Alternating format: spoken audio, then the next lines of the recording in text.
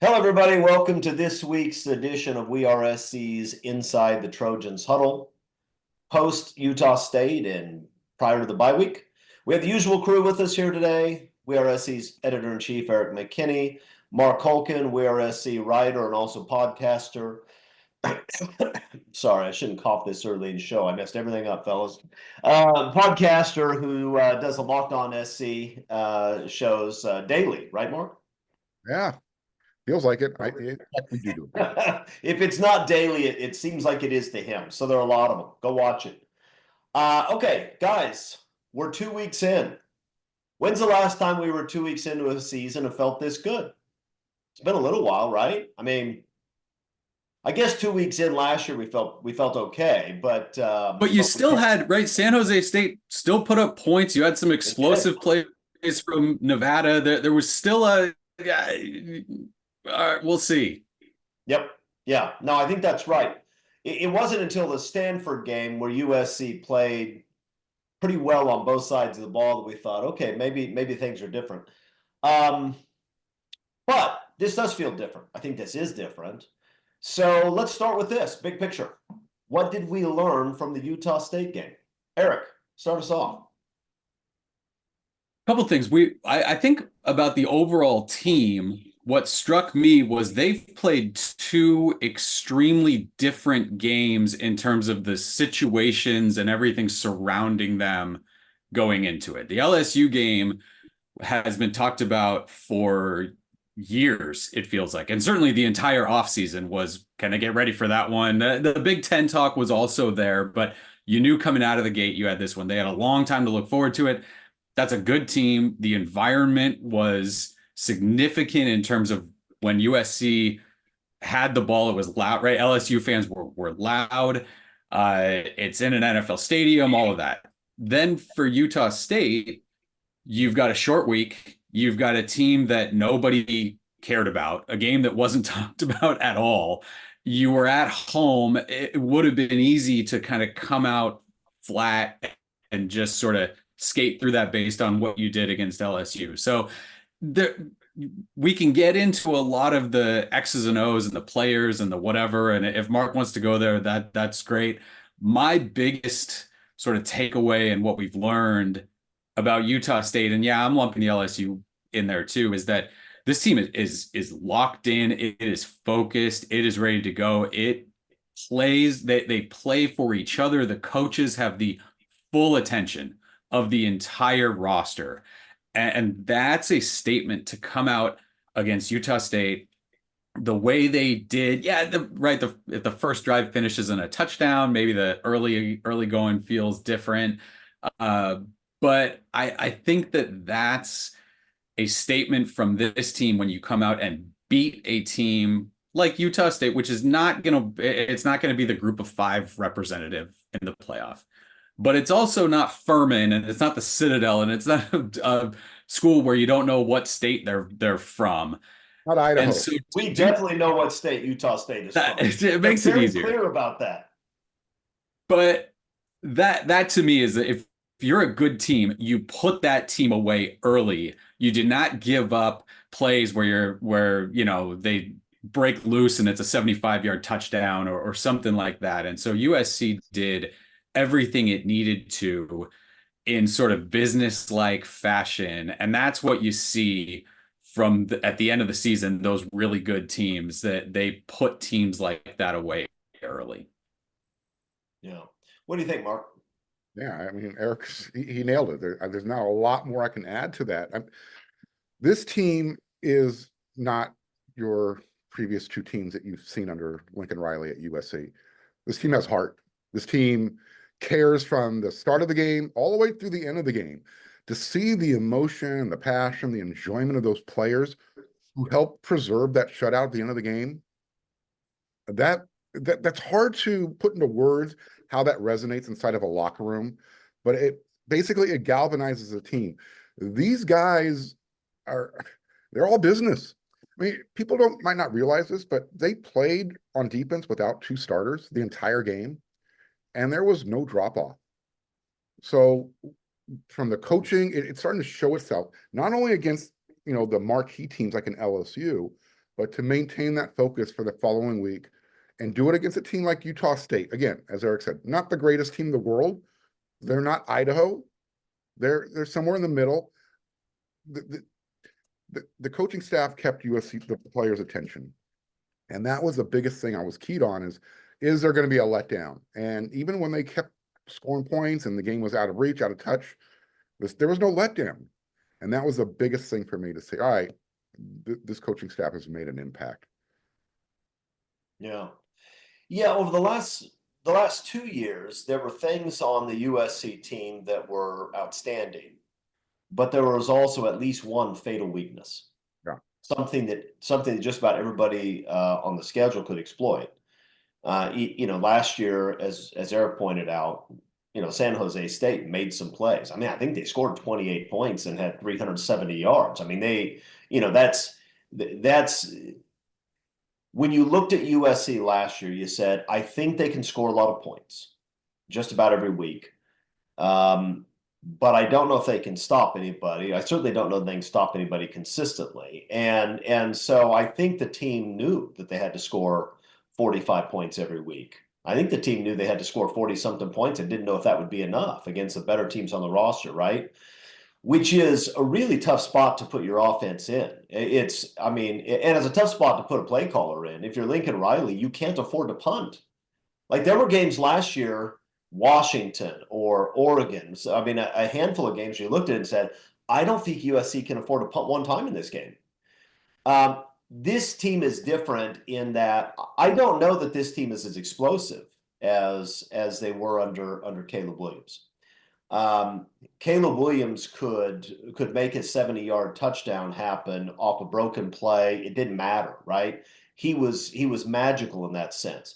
I don't know if the team has that component, but it's certainly a team that can break long gains, right? You have a lot of talented receivers, talented backs. But the difference is that there's nothing that I would point to and say, this is just a gigantic problem that's probably going to sink the ship. The run defense has been really good in both of the first 2 weeks. The pass defense has been good. You say, well, LSU threw for a lot of yards. They did. But with the exception of maybe 2 plays, it was all underneath stuff that USC was giving them because the Trojans were trying to keep everything in front and see if LSU could score in the red zone, which, by the way, a lot of the times they couldn't. So, offensively, the passing game has been good. It was better against LSU than it was against Utah State, in large part because the receivers played a lot better against LSU than they did against Utah State. But then, Riley is clearly committed to developing a running game. And I look at it and say, I don't know that USC has the best I don't know that USC is the best team in the country in anything right now. But they seem to be pretty good at just about everything, right? Pretty good to really good at just about everything. That's a good spot to be in. And we'll talk about it more. As you go through USC's schedule, most of the teams on the schedule can't say that. Even the big name teams on the schedule can't say that. You look at them and say, here is a glaring flaw that can be taken advantage of by people. I don't know that USC has a glaring flaw. Now we'll see whether the offensive line can run block against a really good defense, right? And we'll see that against Michigan. I don't know that we've established that yet. But if they have enough success against Michigan on the ground that they keep the defense honest, I think at that point I'll be willing to say that this is a team that doesn't have a huge weakness and is good enough in enough areas that it's probably going to be a very, very good team week in and week out. All right, so let's start with the defense, because these days, like in the last 2 years, we'd often start with the defense too, but not for good reasons. Now it's fun to talk about these guys. What were the most important things that we saw defensively against Utah State? Mark, what do you think? They were able to contain a mobile quarterback. I mean, that was the first thing that I was concerned about coming into this game. Even though this team is so much better, so they play defense more fundamentally sound. The fact that Bryson Barnes pretty much did absolutely nothing was significant. That shows me there's been a big improvement from past seasons. The other, I mentioned it in my first answer. they're deep. At linebacker, you know, there might have been a little bit of concern. Mason Cobb's not going to be playing the game. Didn't matter. Didn't matter. I mean, Eric Gentry and Easton Mascarenas Arnold right now, they lead the team in tackles. And that's how it should look, right? When you play defense, you want your defensive line doing their job up front so your linebackers can be your leading tacklers. Okay. Seems like the formula is working. You're seeing guys who you thought might be the absolute must guys have on the field. In other words, you don't need to be the star player to be good on this team, to make the defense work. Bear Alexander, I'll just use him as an example. You saw how many reps he got in the first game. Look how well the defense played when he wasn't on the field. So what I'm trying to get to is here, this coaching staff has made a significant impact, and it's across the board at all three levels: defensive line, linebacker, secondary. As you said, Chris, you know, they might have given up some yards, but they're not giving up the points. And that goes back to the empty stat line that Coach Riley talked about. You talk about time of possession. It looks great, you know, when you have a 8 to 10 minute time of possession lead, but if you're not putting points on the board, does it really matter? USC did both against Utah State. So it's those types of things. I know I jumped ship from defense to offense, but I just wanted to use the example of stats and how they're working on the defensive side of the ball. Yeah. Eric, what do you think? What's the most important thing we saw defensively Saturday? Yeah, I'm gonna go things. The defensive front, and this was a carryover from LSU. Just no gaping holes, right? Last year, it felt like either because of the slants or the scheme, or just guys deciding, I'm gonna go try to make this play 3 gaps over, and then the cutback is wide open. You're not seeing that. It's a more cohesive front, and Dan Lynn has talked about this now after both games, just the consistency of guys doing their jobs up front. And it's not always perfect. There's guys that get pinched a little bit, or they don't, you know, close the gap completely, but it looks so much better up front with those guys. And Mark mentioned the productivity of the linebackers. That's a direct result from how that defensive line is playing. The second thing is the perimeter tackling, specifically at corner. The safeties are doing it as well. You see Easton Mascarenas Arnold all the way out to the sideline, bring guys down in one-on-one coverage. The number of times we've seen, again, this is 2 games, but Utah State too. The number of times we've seen a one-on-one tackle on the perimeter lead to a punt, a 3rd and 7, a 3rd and 4, or whatever it is, bringing guys down a yard shy, 2 yards shy of that first down. Those are things that just squeeze through, or you didn't get exactly the right angle and a guy fell forward for a first down. That happened so many times in the last few years. Stopping them, forcing punts, has been just a consistent thing that we've seen through a couple games. They did it against Utah State as well. Yeah, there's no more holding your breath on 3rd and longs anymore. You kind of now expect them to get off the field. Yeah. Yeah, I mean, look, this is a far more disciplined unit. We know that, right? The guys are lined up, they're doing their jobs. It's a far more focused group. I mean, the problem the USC had in the last few years, at least the last 3, probably going back farther defensively, is that you would have guys who, for whatever reason, just aren't doing their job. And maybe they're trying to do someone else's job. I don't know. But here, guys are pretty consistently hitting their assignments. And that extended not just for the starters or the guys that are in rotation, but throughout the roster, right? They're bringing guys off the bench, guys that never play. A lot of guys who have never played in a college football game before. And those guys are doing their jobs, right? They're lining up right. They're doing their assignment. They're playing fundamentally sound and preserving a shutout, which I think meant a lot to this team, right? I mean, you saw that they wanted that pretty badly, and for good reason, right? Because when you're a defense that has been abused and publicly laughed at for so long, beating LSU and holding them to 20, then coming out and shutting somebody out, those are big deals. This defense is playing with a chip on its shoulder, and they're playing physical, they're playing aggressive, they're playing smart. And the other thing that jumps out at me is the ability of this coaching staff to pick out guys who are pretty good players who nobody else knows are good players, right? That the ability to see, and look, this is something that the great coaches can always do. I mean, it's nice to be Nick Saban or Pete Carroll and just recruit 5-stars. But this is where the Bill Snyders or the Kyle Whittinghams or other guys who don't recruit at that level but play at a high level. It's because they can look at a guy who everybody else is passing on and say, I think that guy could be a great 3 technique, right? And they bring him in and develop him.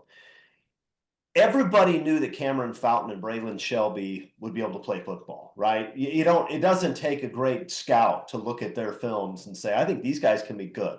Bear Alexander, everybody knew Bear Alexander was going to be able to play football. But you're talking about Gavin Meyer? I don't know that anybody knew Gavin Meyer could play football. You know what? That guy's been a revelation the first 2 weeks, right? He is a good football player. He's fundamentally sound. He's tough. He has a good motor. He's causing problems for people. That's the sort of guy that the fans were upset because they didn't pay $1.5 million to go get somebody from Michigan State who's not playing particularly well where he is now. And the USC coaches said, I kind of like the guys we have in Gavin Meyer, Nate Clifton, who was not a defensive tackle, played at Vanderbilt, who's not exactly known for their defense. That guy can play, right? I mean, and so the ability to find these guys who nobody really expected to be good football players and turn in a legitimate 2 deep on the defensive line where you're consistently rotating guys in and out. I mean, last year, Bear Alexander would have to play just about every snap. Nobody has to play every snap on this defense. They go at least 2 deep at those spots. They're rotating in and out. They're always fresh. They're always playing hard.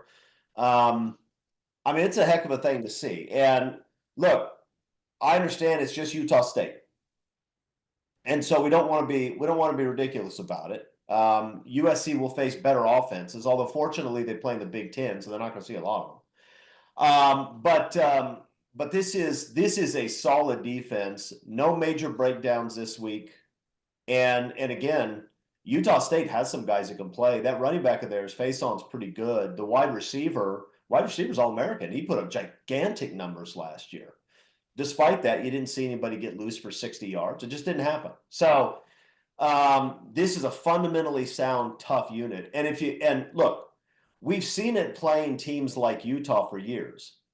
If you have a group that is tough and is fundamentally sound, you're going to have a defense that can give you problems, right? I mean, we've seen it against our opponents. This is a defense that is playing tough, fundamentally sound, and also has some elite athletes. Some of those guys are still young, and by the end of the season, we're going to see more from them than we see right now. But it's a pretty good spot to be in. I watch these guys play, and I feel pretty good. You watch these guys. Well, I'm jumping ahead. Just going to say, you watch these guys play, you look at the schedule, and you think, I think we're going to be all right. All right, let's turn over the offense. Well, what were the most important things we saw offensively against Utah State? Mark? More confirmation that USC is making a concerted effort to run the ball and use their tight ends. And that is just so much fun to see. People might say that's boring football. Boring football works. And it works when you can also make it look fun. And Lincoln Riley has been doing a really good job with the play calling on that.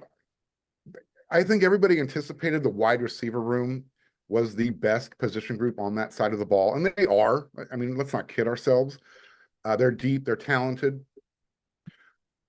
I'm a little surprised that Tyron Hudson and Lake McCree are the team's leading receivers. I mean, they literally have as many receptions and yards combined between the two of them when you compare to the 4 super sophomores all added up. And I think that's what surprised me the most is it's not that on my show, I said I asked the question, are they underperforming? And it really isn't a question, are they underperforming? It's how is the offense going to continue to look as the season goes forward? Eric and I were talking about in the press box, Zachariah Branch, Jacoby Lane, they both had easy touchdowns, and you can actually see they were starting to celebrate before they caught the ball. So are those guys already reading their press clippings? Were they kind of were they over their skis already, so to speak? I don't think so. It was maybe a little bit of a wake-up call.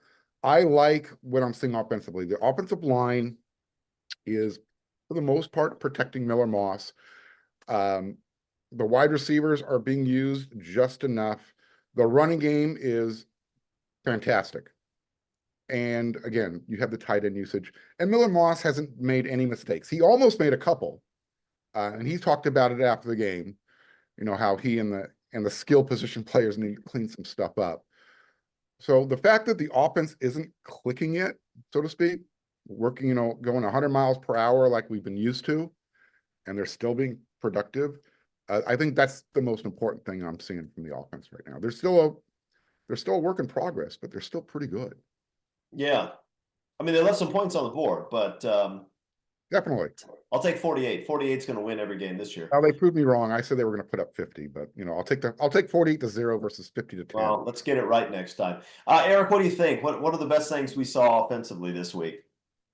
I think it's the offensive line and the commitment to the running game. I still think you could have gone even more. I think that could have been a Michigan, Penn State only runs in the second half of that game. But I also understand that the Utah State game was an interesting one for USC, and I'll go away from offense and do the whole team here because some of these guys need reps.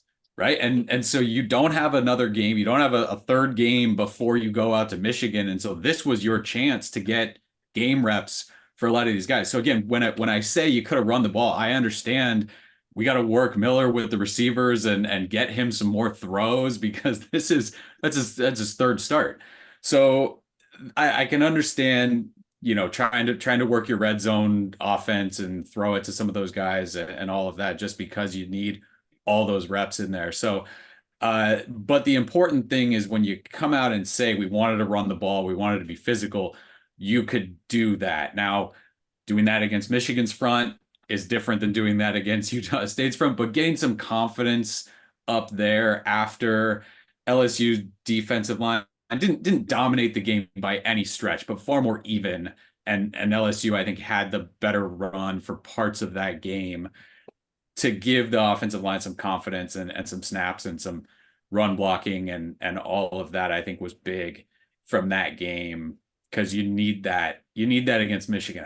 This offense with Miller throwing and the way you can work in some of that screen stuff and those little dump offs to Woody Mark, those are run plays, right? They get counted as passes and all of that, but the little dump off screens to him, you can call those like run plays, getting the offensive line out there. So I don't think you need 175 running yards against Michigan. You can find different ways to do that, but knowing that you can run the ball a little bit coming out of Utah State was the biggest thing for me offensively. Well, I think you do need 175 yards to beat Michigan on the ground. Absolutely. But what I'm saying is if you run for 100 and Woody Marks and Quentin Joyner combined have another, 65, 70 in the screen game, that's fine. That's fine. But yes, you cannot, I don't think you can go and say, we're just going to throw it for 450 against Michigan and get everything done through the air. Well, you have to be able to keep good defenses honest. And that means you have to at least pose a running threat. Against LSU, the running game wasn't great, but I think they posed a running threat. LSU still had to respect the run game. And from time to time, especially as the game went on, they started to pop some runs. The first quarter running game was fantastic. After that, it was okay. It's Utah State. It's not Michigan. It's not Penn State. It's not Notre Dame. But keep in mind, this is a really young offense, right? Miller Moss has 3 starts. The sophomore wide receivers, none of those guys had a ton of reps last year. Zachariah Branch probably had more than anybody, but he wasn't close to the main guy catching passes for them. And You got new offensive line starters. You got guys playing new positions. This offense is going to get better as the season goes on. It's not an offense that has a ton of experience. Your most experienced guy doesn't have a ton of experience because he's playing center, which he hasn't played before. I mean, this is a group that is going to improve. I don't doubt that they will continue to get better as the year goes on. They're well coached and they're talented. But I'm with Eric. They do need the reps. And whereas I complimented the defense on not having mental breakdowns, the offense did have some. And it cost them in the red zone some, right? We had the 2 drop passes, but and then there were some missed assignments up front. Not a ton, but there were some. And so this is a group that has to get better mentally, and I think will. The good news is that I do think the offensive line is an offensive line that is a threat to run the football. Those guys are big and they're physical. The backs are really good. Not Reggie Bush good, but they're really good. And there are only 4 of them, but all 4 of them can play. I mean, that's USC's backs are going to break tackles. They're going to make things happen. You can't arm tackle those guys. You can't expect that if you have one-on-one in space, you're going to bring the guys down. So I think USC's run, it was important to establish a running game. If you want to protect your quarterback against teams like Michigan, Penn State, Notre Dame, you have to be able to have enough of a running game. If you're in 3rd and 11 all day, you're going to be in trouble. If you're in 3rd and 4, you're going to be all right. That's the reality. You don't have to run for 250 yards, but you can't play behind the sticks.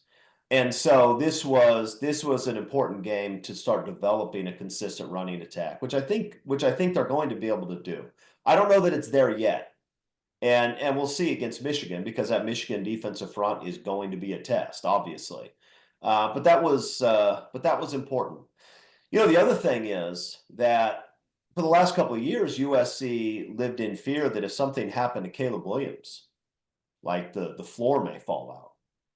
And it did against Utah in the Pac-12 championship game, right? I mean, Caleb Williams went down, and a Caleb Williams that was 50% meant that the offense was about 10% effective. It was just a disaster.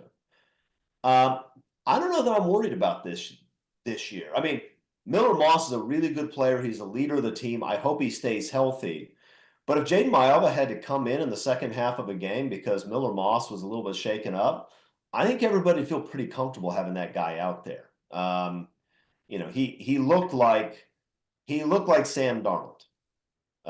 With his, he's a big guy that can run around, has a strong arm, and I think that's important, right? I mean, you need to have a backup quarterback that can win you a game, and I think USC has a backup quarterback that can win them a game. Anything else about the offense that we missed? All right. I think the only play that maybe got forgotten, Miller Moss blocking downfield for Quentin Joyner on that big run. It was just fun to watch. That's the type of thing you want from your quarterback. Yeah, that's the sort of thing that makes teams fall in love with their quarterback, and that was good to see. I don't want him blocking too much downfield. I don't want him to get hurt, but you're right. That was a great play. Okay, so let's get to it. What's the realistic upside for this team? What do you guys think? We're only 2 games in. What's the realistic upside? Mark, go ahead.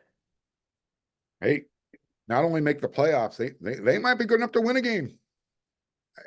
At this point, look, I've been the one kind of leading the charge here. I said 10-2 before the season started.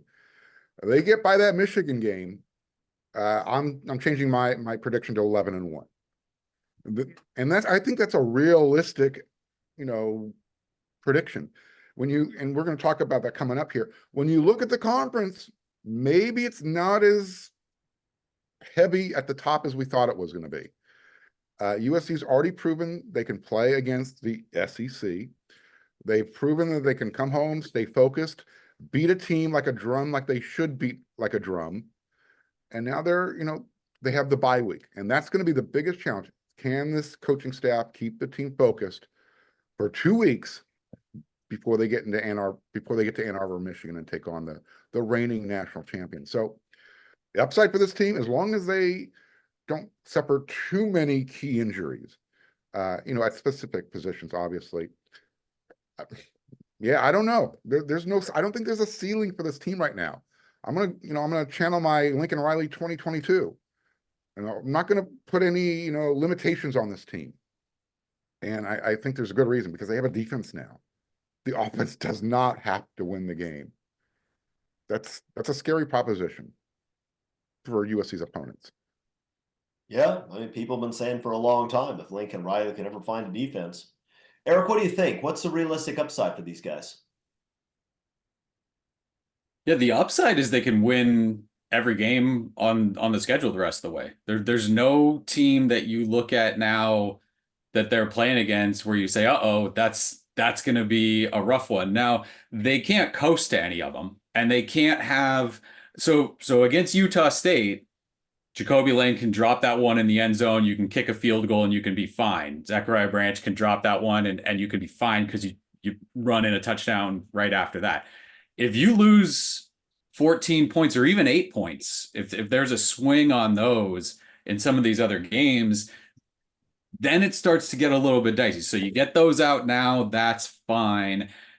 But you're going to run into something, right? A low biorhythm day or something goes crazy, you get a call. So, but outside of that, and again, Mark's tossing out injuries too, which I think is very key, especially on the offensive line. I think you could withstand something at every other spot. If you lose a guy like Kamari Ramsey or Kelly Arnold, like there are some guys where you don't want to see it. But outside of the offensive line, there's some good, competent depth on this team right now. So yeah, the upside regular season, I think you can beat every team. Doing that, and then if you get right, I'm not jumping them over Ohio State. If you get into a Big Ten championship game against them, I don't know. You go into the playoff, and if you don't get a home game, and some of those like 8-9s when you're giving the 4 seed to a team that probably is not going to deserve the 4 seed, and you shuffle some of these other teams down, there are some, you look at the projections, there are some rough matchups for some good teams in the first round of this playoff. So do I think they can beat one of the top 3 teams, I think right now that you're talking about? I'm not gonna say the upside is quite there yet. I think they can play with anybody though. I think that both coaching staffs on both sides of the ball can put enough of a game plan together to play with literally anybody in the country. I don't want them to play Georgia this weekend. I think they need some time to progress and get guys more reps and sink into it a little bit more. But I think they can play with anybody this year. Yeah, look, I don't think this team is going to win every regular season game, but I think they should be favored in every regular season game. I think Michigan is still a slight favorite. We'll spend a lot more time on Michigan next week. Michigan should not be favored of USC. Michigan's the reigning national champion, but that's not the same team. It's not the same coaching staff. It's not the same players. It's not the same group. That is a 7-5 or 6-6 football team is what that is. It's what it is. Winning on the road is tough. Winning on the road in historic stadium is really tough. Winning on the road in an historic stadium with a team that has a lot of front 7 talent defensively is really hard. But beating that Michigan offense, that ain't that hard. Those guys are garbage, right? They're bad. The offensive line is questionable. The talent on the outside is weak. Davis Warren should not be starting at any top 10 team. It's crazy that guy's a starter at quarterback for them. I know he has a great story. It's a fantastic story. The problem is he's not a very good football player. I look at, a game that looked like it would be, playing at the defending national champion at their place. You look at it and say, man, I don't know. I look at that game now and say, if USC isn't committing penalties and dropping the ball all over the place, they should win that game. Penn State on a neutral field, or if they're playing in Happy Valley, they'll be tough at the Coliseum, but come on, that Penn State team is beatable. Notre Dame, we saw that Notre Dame's beatable. Who's the next best team in the schedule? Nebraska. They also come to the Coliseum. I mean, you look at the schedule, USC should be favored in every game. Doesn't mean they're going to win them all, but they don't have to win them all. We'll find out who Wisconsin is this week. They host Alabama, so that might be the I can already tell you who they are, Mark. Alabama played like garbage last week. They're embarrassed. They're immensely talented. Wisconsin ain't any good. They played lousy the first 2 weeks. Bama wins that game. They'll be up by 30 at the half. It's going to be ugly. Wisconsin's no good. USC's going to pummel Wisconsin. Nebraska, yeah, write it down. I'm like Feinbaum. No chance. Write it down. Okay. So look, this is I'm with you guys. This looks like a playoff team to me. It looks like a team that can, whether it's Ole Miss or Tennessee or whoever they're likely to get in the first round, it's a team that's capable of winning that first round game. Can they play with Georgia, Ohio State, Texas, and expect to win? I'm not sure they can. But I think this is a solid top eight team in the country. And based on where we've been, that's not too bad. We got to feel pretty good about that. Let's talk a little bit about, you know what? Let's do a commercial first. Everybody wants a commercial. And this is a good one, though, because if you're watching this show, you probably like going to football games. You may even like going to concerts, maybe even Taylor Swift, like Mark Culkin does. Maybe even Hollywood, or maybe even Broadway plays. I don't know. But Game Time sells tickets to all of it. So this is what I want you to do. Do what I did. Go download the Game Time app, create an account, use the code ON3, ON and the letter and the number 3. Get $20 off your first purchase. I did it. I got Penn State tickets. I was very pleased with the location, the price. Terms apply. Fair terms, I suspect. You can probably read all about them on the website. Create an account, redeem the code, get your money off, download the Game Time app. Last minute tickets, lowest price, guaranteed. And look, there are going to be a lot of big USC games coming up at the Coliseum this year that are going to be listed as sellouts. So you're going to have to get your tickets off the secondary market at this point. You can't just call me up and have me give you tickets. I don't have any. Okay, I have to do what you do. I mean, these guys get in the games for free, but not me. I actually have to pay my way in. Okay. Let's talk about recruiting update, because we had some recruiting news this past week, and there's a lot of smoke around another potential commitment. Might as well talk about both. Let's start with the linebacker that just committed to USC, kind of out of the blue. I think 2 weeks ago, nobody really expected this would happen. McKinney, what do we know about Ty Jackson? Ty Jackson is so for On3 in On3's rankings, he's the number 25 player in the country and the number 1 linebacker. In the industry rankings, he's 79 overall. So this is a phenomenal athlete. And he's one of those guys that I really appreciate about this staff. They focus a lot on guys that are trending up towards the end of their high school careers. And I think we've already seen it in the 2024 class, a lot of the 23 guys, and with this group of 2025 guys that they're putting together, these do not feel like recruits and players that are maxed out, and what you're getting in college is what they showed you as high school sophomores. This is a guy who absolutely can play. He's from Florida. Florida wanted him. Florida State might, right? All the teams you'd expect to go hard after a guy from Florida. Georgia wanted him. Everybody wants this guy. Yes. And if you go look at his highlights, you'll see what. Can play a number of different spots. You line him up anywhere on defense, and he can do something for you. He's a guy. Coach Eric Henderson decided we're getting this guy. We're going after him. They brought him out for an official visit. His dad came out, first time to Los Angeles, first time to USC. Yes, we're in. So, like with every recruit, you stay on him, and teams are still going to recruit him.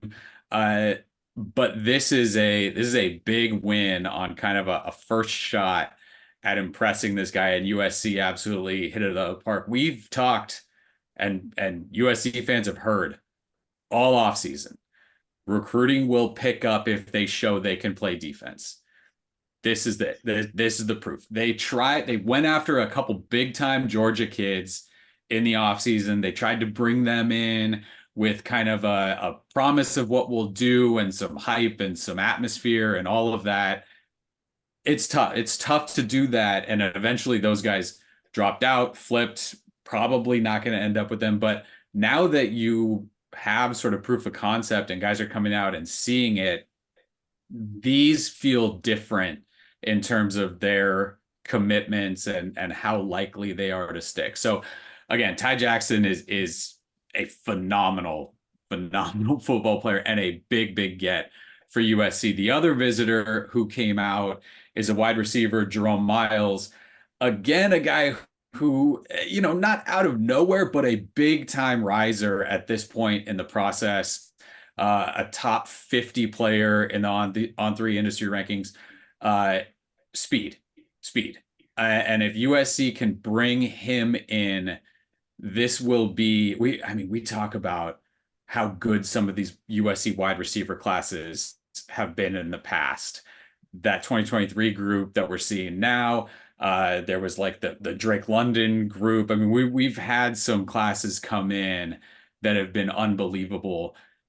I don't think any of them have had the pure speed. Again, if you land a Joe Miles, it's an incredible haul. And again, it's guys who are ascending as they get to this point in their high school process. So thinking about all those guys joining this offense under Lincoln Riley, that'd be an unbelievable haul. So again, Jerome Miles from Utah came out on an official trip, from all reports, blown away, and USC put themselves in a pretty good spot for him. You also had just a ton of visitors, a ton. I mean, the buzz at that game was big time. USC did well to get as many guys there as they did in the 2025 and 2026 classes. Yeah. Mark, anything to add on recruiting? Well, what Eric kept saying, he's fast. Let me put that into context for everybody. Jerome Miles, he's 6'3", he's 215 pounds. He runs a 10.3. That's he set the state record. Yeah, I mean, in winning the state title. Yeah. And his 100-meter time is very, very close to Zachariah Branch's. It's faster than Reggie Bush's was in high school. It is flying. Yeah. And he knows how to use that speed in a football game. It's not just straight ahead, I can run fast type of speed. IMG Academy, they have a former USC commitment over there playing cornerback. Might remember the name, Dominic Kelly. He kind of abused Dominic Kelly. 3 touchdowns, 125 yards. Jerome Miles is only listed as the 8th best wide receiver in the country. He might be the best wide receiver in the country. And as Eric just alluded to, we've kind of been on commitment watch for the last, 48 hours now, waiting for this thing to drop. So we'll see what happens. As far as the Ty Jackson commitment, that's fantastic. I mean, everybody was stressed out about where's USC going to get their linebackers. All of a sudden, that 2025 recruiting class, their linebacker room, doesn't look too bad. I mean, you've got 3 guys who are considered top 25 at their position. You've got Matai Tagoai, number 7 linebacker. You've got Ty Jackson, considered the number 1 linebacker, according to On3. And you've got Jadon Perlot. Am I saying that right, Eric? Is it Perlot? Perlot. Considered the number 21 best linebacker in the country. Okay, what's wrong now? USC's playing defense. That's all the recruits wanted to see. And if they maintain this level of defense and they continue to get better as the season goes along, all of a sudden you got guys like Nathaniel Owusu-Boateng saying, hey, you know what? Maybe I don't have to play at Michigan. Maybe I don't have to go to Notre Dame. Maybe I'll just hang out there in LA and let Matt Entz coach me up. They're still chasing Madden for Ramo. I think we're going to be okay. I think recruiting's going to work itself out as long as USC continues to win. They continue to develop. And even if they're not winning, they just look good, even in their losses. Heaven forbid they happen. Recruits aren't going to shy away anymore. They see what's happening. That's all they wanted. Show me. Stop talking about it. Show me. Yeah, the USC coaches love their last linebacker class, Yeah. right? I mean, they're really high on Desmond Stevens, really high on him. And he wasn't the top rated guy coming into the class. I mean, the kid from Connecticut is an unbelievable athlete, like crazy athlete. Yeah. And he probably needs to put on a little bit of weight, which he'll undoubtedly do. But look, Ty Jackson, I'd put 55 on him right now. Go watch, go watch the film of this kid. He returns kicks, and I don't mean he returns kicks because they don't have anybody else on the team. I mean, he returns kicks for touchdowns. He could play wide receiver at USC if he wanted to. Go watch it. He can run. He high points the ball. He's got great hands. At linebacker, he can absolutely fly. He'll take somebody's head off. That kid is a can't miss superstar prospect. Absolutely fantastic. Will is probably the right spot for him, but he could play safety for you. You could probably bulk him up and put him as an edge rusher. I think you could play him. He could realistically, he could probably start at 6 different positions for USC if they needed him to. He's an incredible athlete. So, and this is a guy who shows up. He'd never been here before, and not only does he commit, but sounds like he's going to shut down his recruitment. Not going to visit anybody else. He's just done. That's an amazing haul there. And I know that that Coach Ince had a role in that, but Coach Henney, I think, really built the relationship with him, and that is a monster pickup.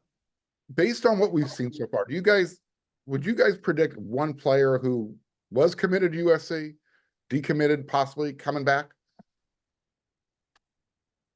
I mean, it happens all the time, right? It happens all the time, and there are always players that are disappointed with whatever's going on at the school they committed to, and USC is going to be, I think, a shiny new toy this season as the season progresses. So that wouldn't exactly be a shock. You know, if it's a linebacker, I don't know.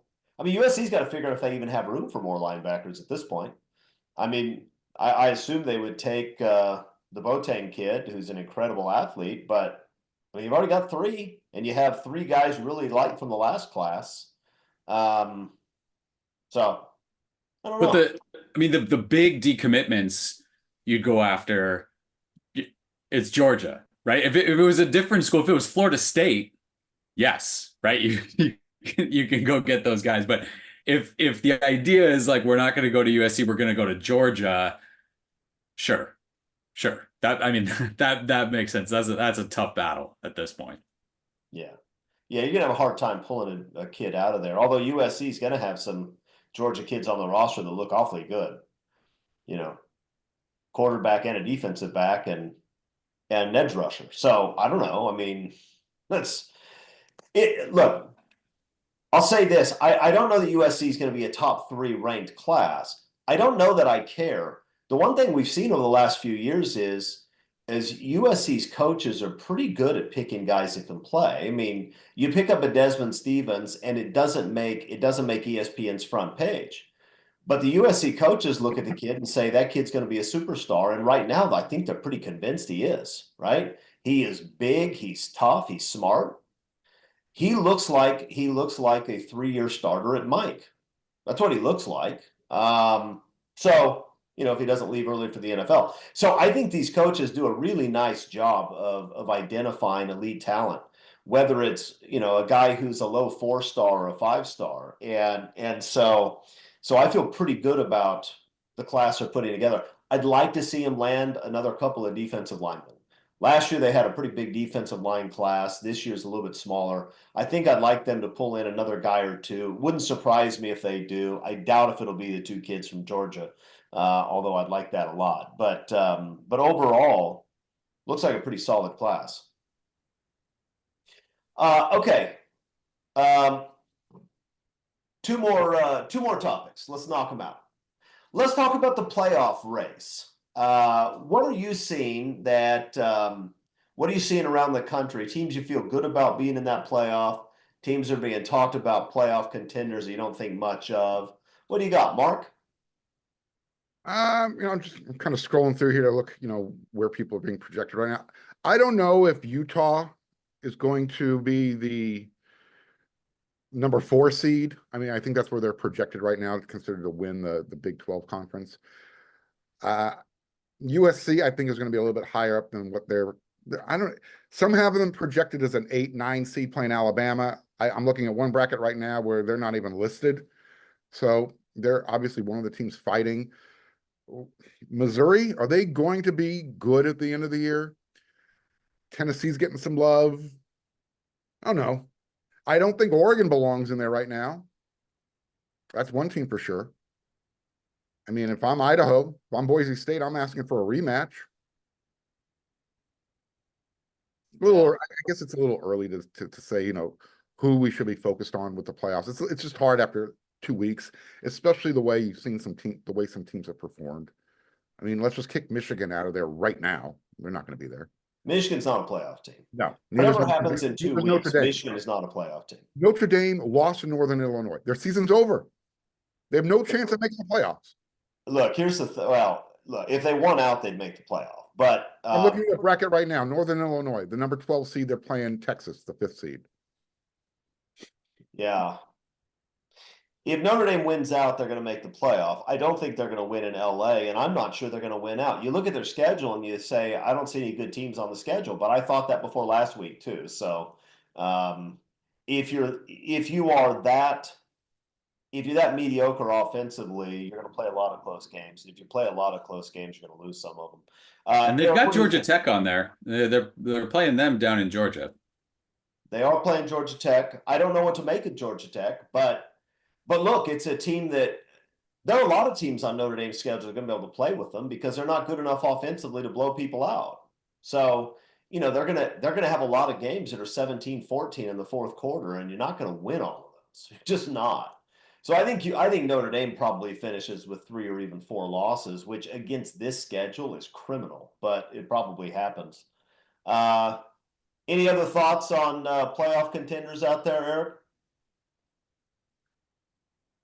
I think Nick Saban probably took some heat from USC fans and some other fans when we talked about 5 SEC teams.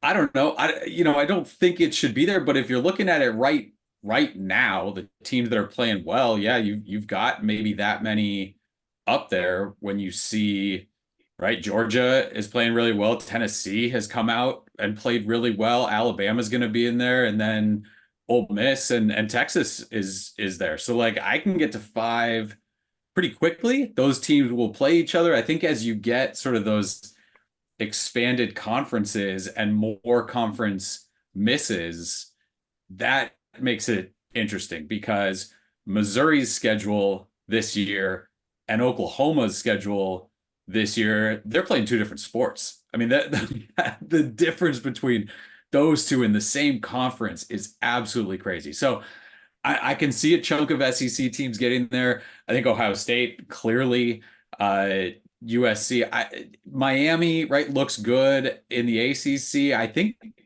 like Cal's win over Auburn makes that interesting. They get Miami at home. They go to Florida State. Again, if you have to play those 2 and you miss Clemson. So if you have to set up your ACC schedule this year, that's probably one of the ways you'd want it. Boise State did well. I think the Big 12, we're going to find out about Arizona the next 2 games. They go to Kansas State on Friday. They got a bye. Then they go to Utah, and the Cam Rising finger thing, whatever, like that, they're going to say he's going to play every game, and who knows, because they've already proven they're never going to tell you the truth about Cam Rising's health. So, but I think we figure out Arizona. Maybe that Arizona Kansas State game on Friday helps decide at least who's leading the charge into the championship game at the end. But those are some teams. The playoff is so interesting to me because you look at if the group of 5 team, and there's no guarantee that they have to be 12, but if they end up 12, it feels like 5 is the best place to be of all the seeds. if you get that team at home and then you go and play the 4 seed, which again is never, I mean, never going to be the fourth best team in the country. And it might be the eighth, ninth, 10th best team in the country. I think you're going to see a ton of times where that number 5 team is potentially a significant favorite over that 4 team. So that's going to be interesting to see how that plays out in the playoffs. But I mean, Mark's right, especially based off this past weekend. I don't know how much we know about any of these teams once they actually get punched a little bit. Yeah, I mean, most of the SEC teams haven't played anybody, and Mizzou won't play. Mizzou will only play a couple games all year. It's look, I went to college in Missouri. I have a lot of Mizzou fans that are friends. It's a joke that Mizzou is rated as highly as they are. They're rated highly because they had a weak schedule and played good defense last year, and their defensive coordinator is gone. They don't play anybody. Tennessee, I mean, Tennessee looks like a legitimate contender. Ole Miss hasn't played anybody with a pulse yet. They look like a legitimate contender. Obviously, Georgia and Alabama are legitimate contenders. The SEC could get 5 if you don't have a second from the Big 12 or the ACC, which is likely, and it's going to be between having 4 from the Big 10 and 4 from the SEC, or 5 from the SEC and 3 from the Big 10. I mean, I think that's probably how it shakes out, as silly as that seems. Yeah. I know we already talked about recruiting, but Eric, did we just get a commitment from a defensive tackle? Valimi Moala? Could be he was at USC for the I'm looking at his thing. I'm committed. Well, if he said I'm committed to, was it committed to USC? Like he's wearing the USC Committed to stuff? Does he have the USC. sword? Yeah, I'm looking at his commitment tweet. Yeah. 6'3", 295 pounds. Plays defensive end, 4-star. Well, I mean, I just said that I wanted USC to get some more defensive line commits. So that's look, that's the power I have, people. If I speak something, I speak it into existence. Okay, let's close this show out. Oh, by the way, we're gonna set again this week. We're gonna separate out our religious 10 questions. That'll come up probably on Thursday. We'll put that up. Last topic of the day: is the Big Ten any good? Is the Big Ten even any good? USC fans had to listen from everybody, including from their own ranks. Saying, well, it's a whole different story. Going to the Big Ten, go to the Big Ten, Big Ten schedule. Is the Big Ten even any good? And who are the top 5 teams in the conference right now? Mark, what do you think? It's not as good as everyone thought they were going to be. I think you start with Ohio State, and then from there you probably say, well, who's playing the best? USC, right? Is there anybody playing better than USC and Ohio State in that conference right now? I don't think so. After that, it's a toss-up. I think Oregon is severely overrated. Iowa just kind of tripped over themselves at home against Iowa State. They never lose to Iowa State, even when they played in Ames, Iowa. Somehow or another, Kirk Ferentz found a way to lose this game with a brand new offensive coordinator, a brand new offense, new quarterback. Looked like the same offense to me. Exactly. I mean, they scored 3 touchdowns at home. That was it. You can't do that. Penn State, oof, they struggled at home with Bowling Green. They struggled on defense against Bowling Green. If Penn State brings that defense to Los Angeles, they're leaving with a loss, period. End of story. I don't know. Where's Wisconsin? Again, I brought it up earlier. I'll let you know how good they are, depending on how they compete against Alabama. I already told you, Mark. I already told you. Hey, it's a new it's not Nick Saban's Alabama. It's Kalen DeBoer's Alabama. I've got That's to take true. It's probably still going to be a good Alabama, though. You're probably correct. So I don't know how good they are. I know it's Ohio State, USC, based on those first few weeks of the season, everybody else. What do you think, Eric? Is this conference even any good? I think it's good. I do think that it's taken kind of all across college football a couple weeks to settle in. I think there's probably some transfer portal NIL conversations about how that's changing college football and how quickly teams are getting together. Oh, I've got right. If we're looking at top five, Ohio State is at the top. I think USC right now is second. Penn State, I think, can play defense and run the ball. And if you only let me pick two things, those would be two things to give to a team. Nebraska, What part of their defense did you like, Eric? I mean, maybe I'm missing it. I think they've got defensive players. I think they've got defensive linemen, edges. Like no, right? No team. Every team has a Bowling Green game during the year. You go USC's 2004 defense. Were they any good? They were in some tight ones and gave up points to some teams there. I mean Fair point. that happens. You're coming off a charge, and it's what we talked about against Utah State. USC was coming off a charged game against LSU. They found it and they beat Utah State easily. Penn State is coming off a charged opener against West Virginia. They didn't really find it and struggled, but eventually beat Bowling Green. I think that can happen. It's why I have USC over Penn State right now. I didn't have that coming into the season. I think Nebraska has played well, and then I think Michigan, Oregon. If you want to tie them right now, I think in the top five, I think they're still good enough, but that's still going based a little bit off what we expected coming into the season. Yeah, look, here's the thing about Oregon. They're immensely talented. They really are. They have all kinds of talent on that roster. Whether they'll ever play up to that level of talent, I don't know.